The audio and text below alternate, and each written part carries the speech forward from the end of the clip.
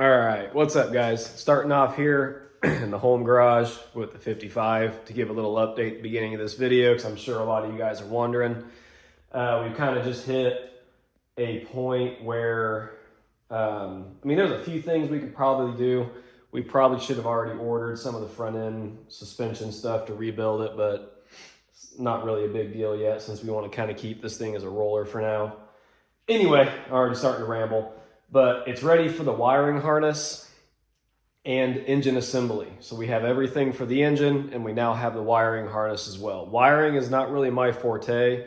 I love running wires and running up, real clean. But other than that, running wires to the right place and doing everything, it's not my thing with relays and all that, since we'll be doing that with like stuff for a fuel pump and all that. Anyway, we'll get into that when Jason wires the car. So where I'm getting at with that is it's finally leaving the home shop and it's actually coming up to the shop to have Jason wire it. I'm not exactly too sure when, but this week we'll be loading this thing in the trailer. That way it's prepped and ready to go. And then that way I can get a couple of my projects back in the garage to get going on those, which I might have some Volkswagen content for you guys finally, for the ones that are interested. But anyway, as you can see over here, Dad's got us a nice table set up for all the engine parts and gaskets and stuff like that. So this thing will finally be ready to go. And this thing will be loaded up in the trailer this week to get it ready for the shop and to get it ready to go up and get wired. So I just wanted to give a little quick update and not talk too much, but I know some people were wondering. But that way, when I have this thing at the shop, when we load it up in the trailer, I think I'm going to put the tilt front end back on it.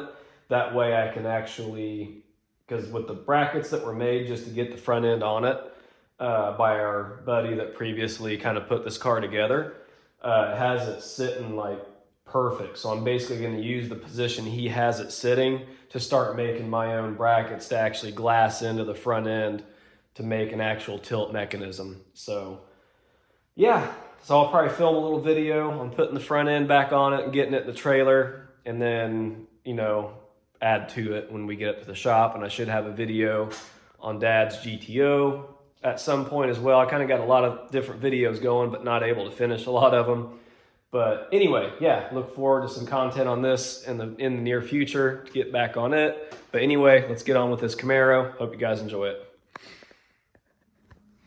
Okay. Got our power steering pump and box. That actually came off my dad's 68 Firebird, which you guys have seen in videos. Someone had added power steering to that car at one time. We took it off because it didn't originally have it. So we had this laying around and this guy wants power steering. So it's gonna work out perfect. So we're gonna go ahead and start getting this all pulled apart. So I just got the steering arm. Just got it loosened up right here, as you can tell. And we should be ready to go ahead, loosen these up and the rag joint as well and get all that pulled out. But I wanted to go ahead and get this knocked out and done. That way I can jump up in there next. So go ahead and get the rest of that stuff loose and get this thing pulled out. All right, there's the old manual box. I'm gonna go ahead and get this thing sprayed down and cleaned up. Got all the bolts out. Luckily they still had all the correct bolts in there. This one has seen better days. So probably need a new one of these. The other two look salvageable, I think, from the looks of it. They had some incorrect hardware on the rag joint, so I'll probably go through, put some new hardware in for that, get a new steering box bolt. But for now, we're gonna clean this one up and get it tossed up in there so we can see what we got.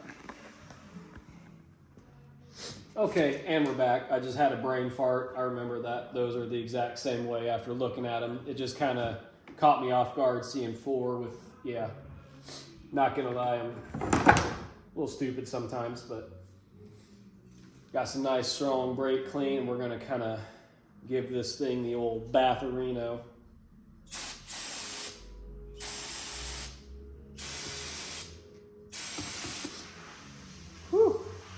Good whiff of that'll get you up in the morning. Holy. Whew.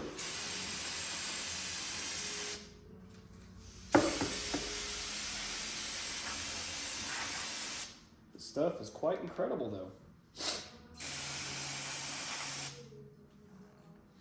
Should be just about clean enough after this to freaking paint over it.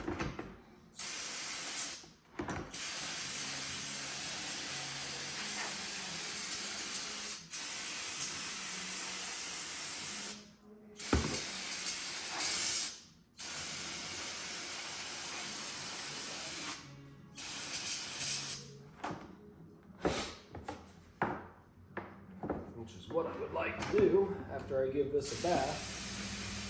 Give this thing a good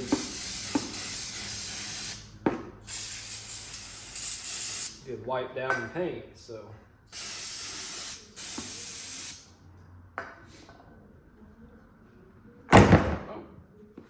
all right, let's bring this out and leak it all over the shop floor here.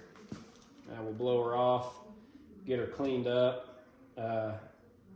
Once I get it dried off, cleaned up, we'll tape it off and get this thing all prettied up. All right, been going through with the wire wheel, getting everything cleaned up, and it's looking really good. I haven't messed with the pitman arm yet, but the case itself is turning out really nice. So what I like to do is I'll tape off the rack or the joint area here at that flange, tape all that off, tape my lines off. I know you can go ahead and remove them, but these are good lines, so I'm just going to tape those off for now. I'll tape this top cap off since it's aluminum, and then I'll tape off the back cap as well. And then we will probably satin black the body. That way when you pull your tape, you got all the stuff that looks factory, and then that'll be good. And I'm going to start painting on the rear end since the primer's drying. So this thing's just about ready to start taping off so we can get this thing in paint as well. All right, got all the stuff taped off that I need. Got a light coat of primer just dusted on it. Just kind of help the paint adhere, because this isn't like something normal where we need to have some high build primer or anything like that, or some big heavy coat. So there she is. So we're gonna get ready to throw a little coat of satin black on it, and we'll be good to go.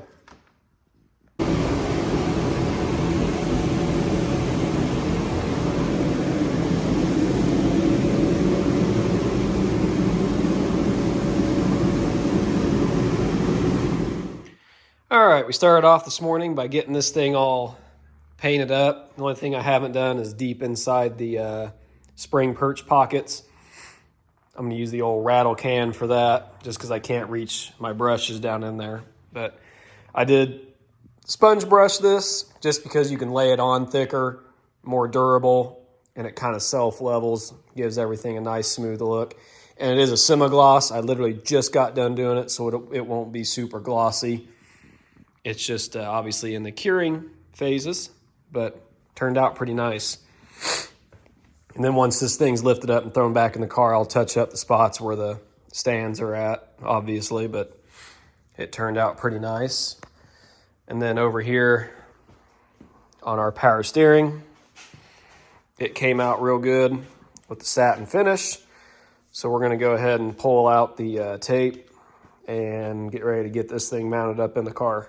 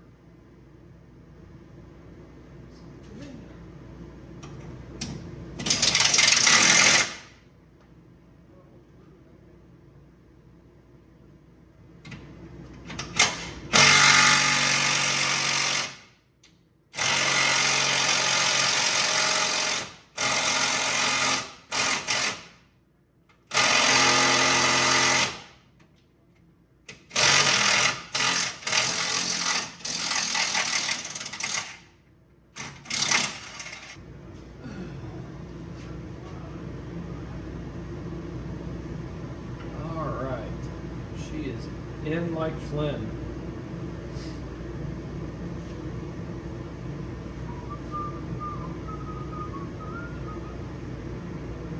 So now,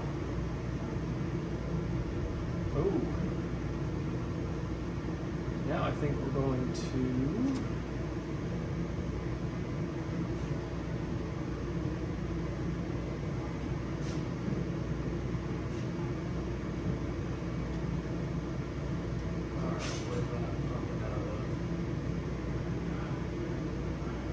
right out of the old return line. Okay, I'll have to clean that mess up because as I spun it, she pumped some fluid out, so no biggie. We'll just clean that up real quick. All right, guys, just checking back in here. I haven't been filming because this brake system's kind of been fighting me a little bit with doing the custom brake push rod, getting everything set up. It's been kind of a annoying mess, and I didn't really feel like filming while doing it. I want to be able to work through it, get it done, and then I can go over it when I'm actually finished with it. So, but here it is all mocked up. I just got to pull the master cylinder back off to put the boot behind it, as well as a little, what do you call it, the extended little push rod that goes back in there between the booster and the master cylinder. But there's the proportioning valve and lines they send, and the booster.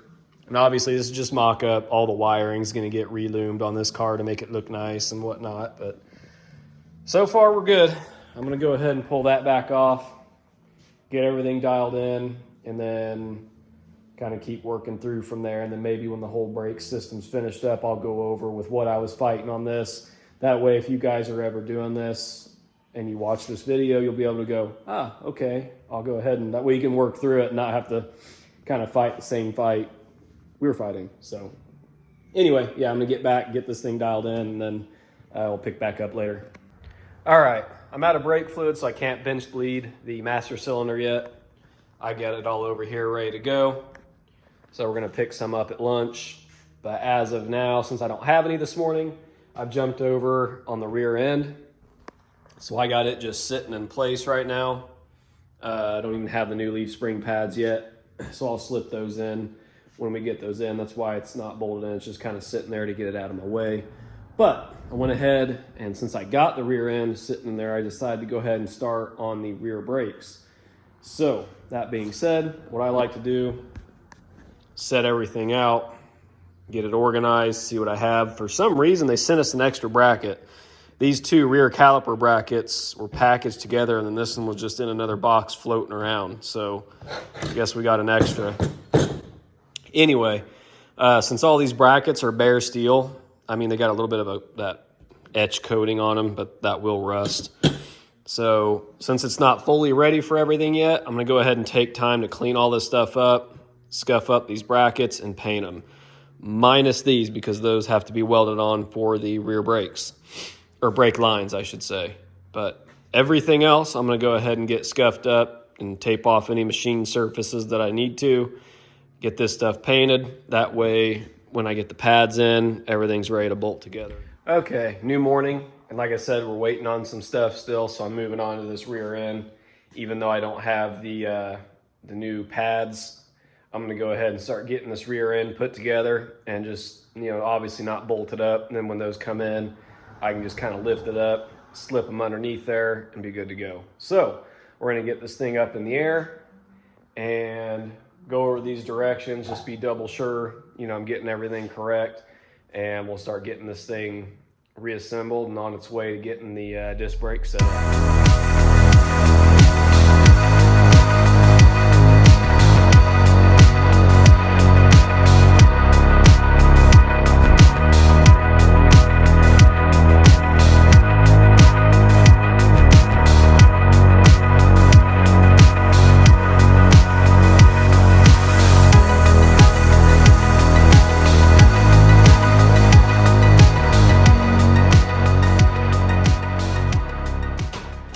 Okay, as you can see, we got both axles put back in. Obviously new axle seals, I think I went over that. But got the C-clips popped back in. Got our shaft holder bolt put back in.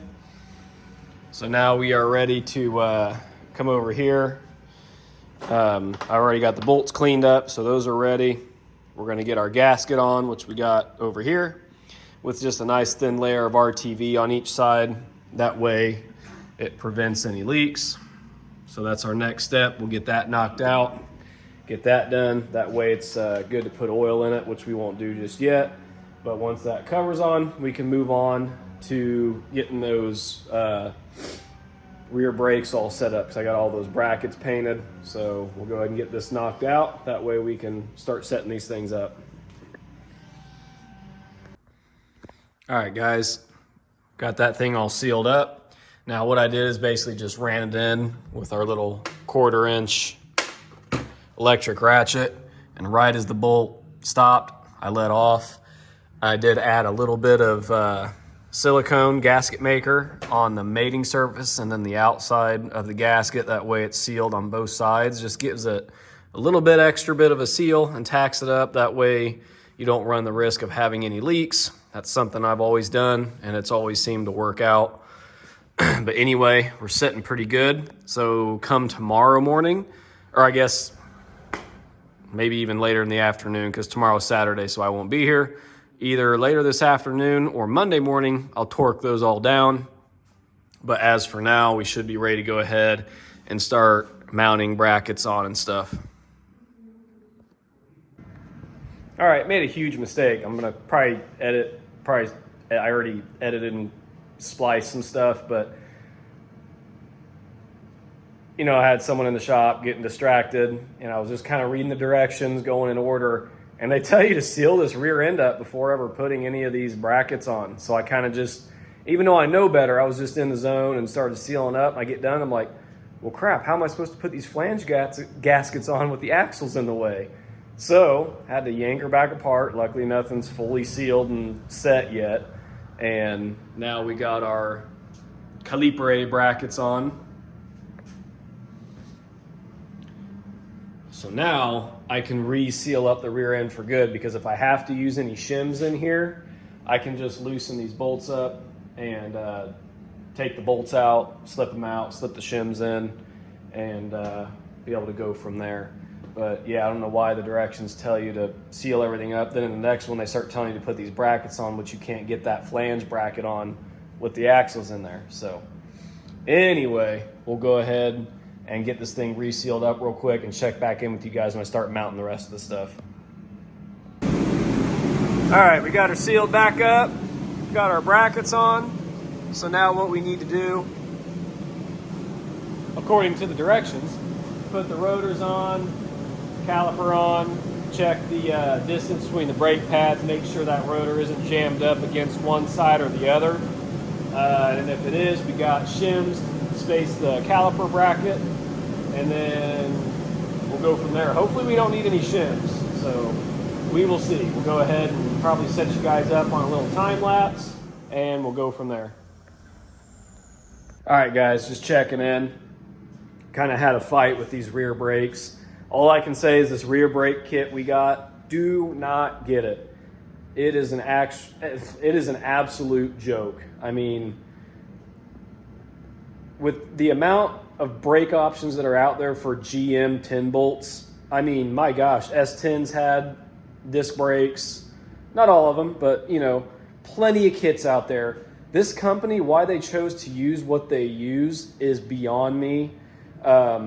Setting up these disc brakes, if you're just a pretty standard mechanic and know your stuff a little bit, you should be able to bolt this crap on and go. Should be no thinking about it. So for one, it's got the horrible parking brake design with the spring, which I hate. And then there's a crazy spring that you have to wrap around the piston and clip over the top of the inboard pad. And the only way to get that in there is if you pull the seal and slide it in, or you have to take this whole assembly apart just to get one brake pad in. And then on top of that, if you look at how these are set up, you always want your bleeder screw at the top, or your brakes will not bleed. Your brakes will not bleed. I'm a little frustrated. So, as a normal guy that I am, you know, this side on the driver's side, your caliper's towards the front. It means passenger side should be set up exactly the same. So as I bolt this thing together, I get the caliper all put together, bolt it up. I'm sitting here looking at it and I go, well, what the heck? Bleeder screws on the bottom facing down. I'm like, that won't bleed out. So in the directions, all it tells you is make sure the bleeder screws are facing upwards. And it tells you that the driver's side caliper is on the forward side of the axle. It tells you nothing about the passenger side. So I actually have to take the caliper back off, rotor back off, take this bracket, flip it back around. So now we have one caliper at the back and one on the front. I know you can't see this each side of the car at the same time, but in my opinion, that's just dumb. This is an overcomplicated setup.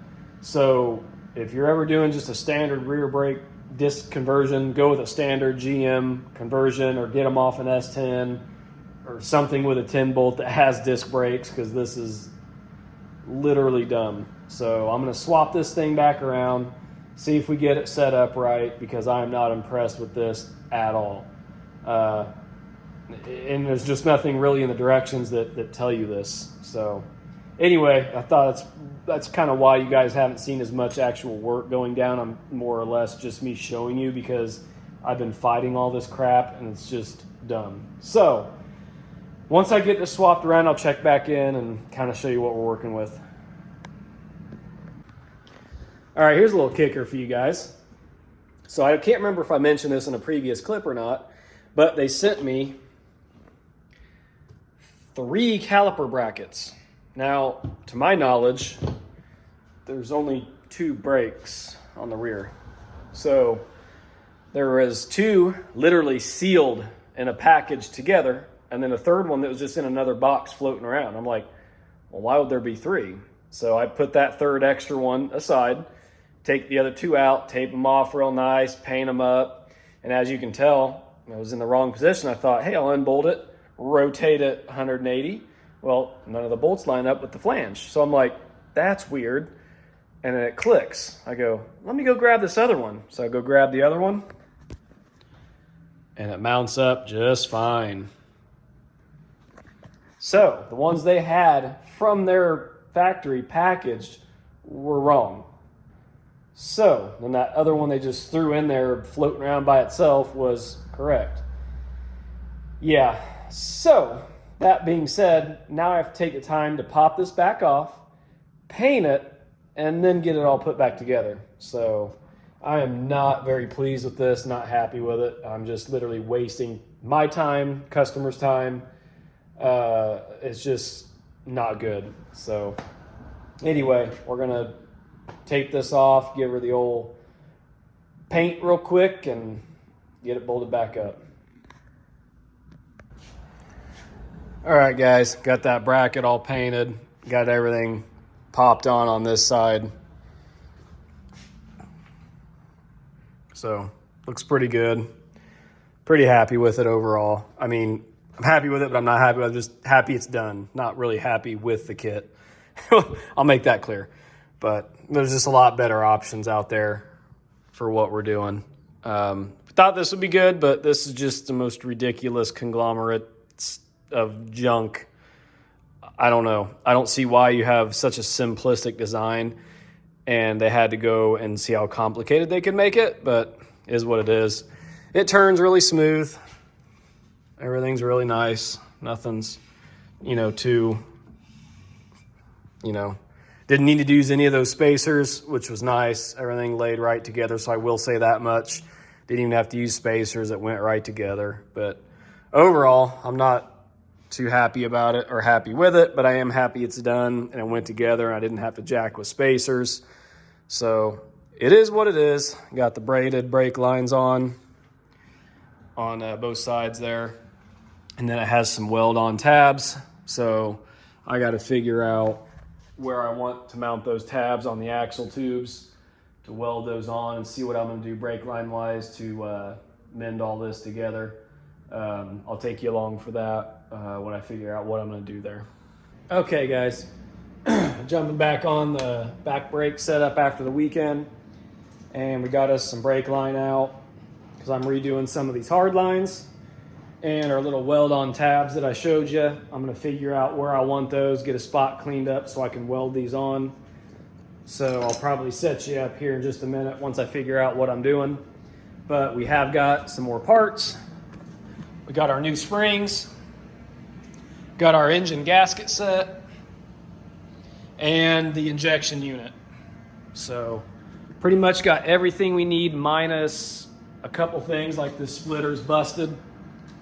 So we got a new one of those coming, and I think a drop block kit that's on its way as well. Other than that, I think we have everything now. So anyway, I'm gonna get going on seeing how I wanna mount these and do these, and I'll set you up and or take you along with how I'm doing it and why I'm doing what I'm doing. So anyway, let's get to it. Okay, so I think earlier in the video I showed how they had this rear distribution block set up. They actually had it bolted to the top diff cover bolt, which is okay. But they had it spaced with like 2 washers and a long bolt, and that's just, in my opinion, a recipe for disaster. So I just made myself a little bracket out of some thick gauge steel, spaced it up here, and that way it gives the flex line a lot more flex room. But anyway, I'm getting my copper line, which if you don't use this stuff, I highly suggest it. It's very malleable, it looks good, and you can bend it up exactly how you want. I mean, steel line obviously works fine as well, but I'm just a big fan of this stuff. It looks nice. We had a couple leftover pieces that are plenty long for what I'm doing. So I'm just getting everything kind of mocked up right now to see where I want to run, you know, to my flex line, how much I'll need, and where I want to put my brackets. So just getting that stuff mocked up right now. And I'm gonna bend that up to make it look all pretty and, you know, just look nice and clean, not a bunch of, you know, hand bent crap that you see a lot of times. I mean, whatever works, but I want it to look nice, just me. So anyway, I'm gonna figure out where I want these flex lines to go so I can get these brackets probably tacked in place and then run my hard lines to them. I just wanted to be sure I had enough, which obviously it's plenty of hard line to go where I need to go. So we're gonna go ahead, get those brackets probably tacked in place. That way I can make these hard lines. So here we go. All right, as you can see, I got these lines tightened down. Got it pulled away so it's not gonna hit any of the spring perches or anything like that. And then have it running right up here. I'm gonna butt these right up against the housing. That'll go right in there, which should be perfect. Same with this side, got just enough where we can come in there and it meets up perfectly, so I can weld that in place there. So basically all I gotta do now is mark where I want them to sit. We'll clean the paint off, weld those in, and should be ready to make a hard line after that.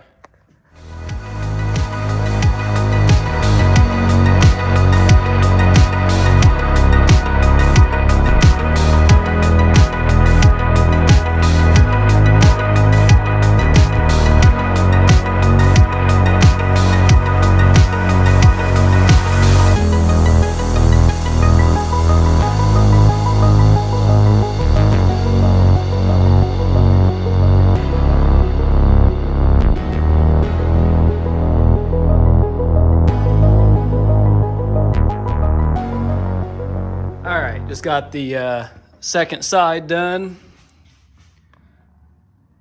So we got that one burned in, that one over here as well, which I don't have the light on this side anymore, but it's done as well. So let those things cool off, wire wheel them, get those painted up so they obviously don't rust. And once they cool off here, I'll be easy for me to say. I'll be ready to go ahead and start running my hard lines. So yeah, shouldn't be too bad. We'll go ahead and probably start tweaking up these lines here since they're cooling down, and we'll go from there. All right, it's the next morning and left off. I probably didn't finish showing you, but we got the brake lines all finished up under here. Nothing super fancy, but it's all done and set up. And I went to do the parking brake cables, and to put the new cables on, they meet up with the front half of the original style setup, and this car doesn't have any of that. So kind of had to bypass that for now until we get some. So we jumped over on the master cylinder to go ahead and get it finished up. So we got it all ready to go. Gonna bench bleed it. So if you've never done this before, I'm sure a lot of you guys have. I've always had luck with never doing it. Done a lot of master cylinders for myself, and I never bench bleed them, put them in the car, bleed them out, and I'm good to go. I don't know, never had problems with having to do it. I've always just bolted them right in. But obviously with this one, especially being a real nice master cylinder, you want to, you know, definitely do that beforehand, get it out of the way. It doesn't take very long, very simple. And being that it's obviously a customer car, it's always nice to have that peace of mind to do that and get it out of the way. So pretty simple. Comes with some fittings. Get those plugged in. Little holder for your tubes. You want to fill the fluid up towards about 1 inch from the top. That might be a tad high, but that's okay. And then we want to pump this thing with its full stroke, but slow and easy. And then it should bleed out fairly quickly. So we'll go ahead and knock that out so we can get this thing bolted on the car. All right, we'll show you what I'm talking about here. Gave her a few pumps already. And as we can see,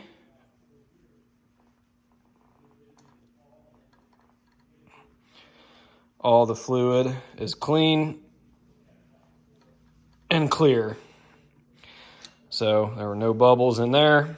So we are good to go. I'll go ahead and take this stuff off, pour my fluid back in the container because I'm not ready to put fluid in the system yet, obviously. We haven't got all the lines finished up.